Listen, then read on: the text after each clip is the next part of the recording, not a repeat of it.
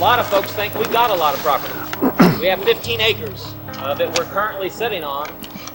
To add to that, 60 acres of prime wooded property along with the road frontage on a major U.S. highway is an unbelievable blessing from God. Isn't it beautiful out here? Oh, yeah. You talk about being reminded of the goodness and the graciousness and the love of God, and to think that our church now has 75 acres on which to expand and to build. I made the comment in church this morning, we won't ever have another service exactly like this one. Twice now in the history of this church, or in the modern history anyway, I don't know how far back to go, but twice in the modern history, we have now dedicated new property. But I would venture to say that before the Lord comes, we probably will not need to buy any more property. 75 acres, we can expand and grow just as much as we want to, and hopefully never ever again have a relocation or have a property dedication.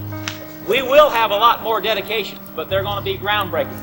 Expansion phase in our church is to build a educational wing, the new gymnasium,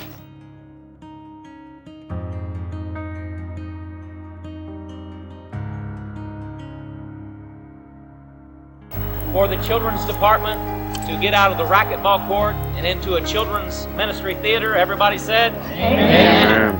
For the youth department to get out of the trailer and into a youth ministry, triple wide, yeah. Into a youth complex, and all the youth said, Amen. And to have a full-size gymnasium that can actually, for dinners and big occasions, fit the entire church rather than the size that we have now.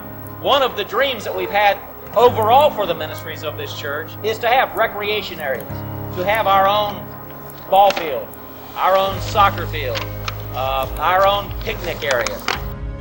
How blessed I am to have a church board and department heads and leaders who at this season in the church's history had the faith, the vision, and the desire to say, God, if this is where you're taking us, we're going to go that way.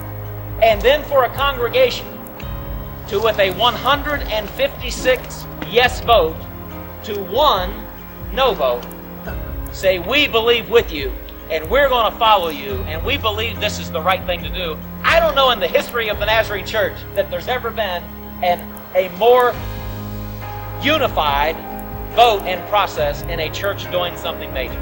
And then for God to give us this property that's going to be valued at somewhere around $500,000 for us to be able to purchase for $250,000 is simply a miracle.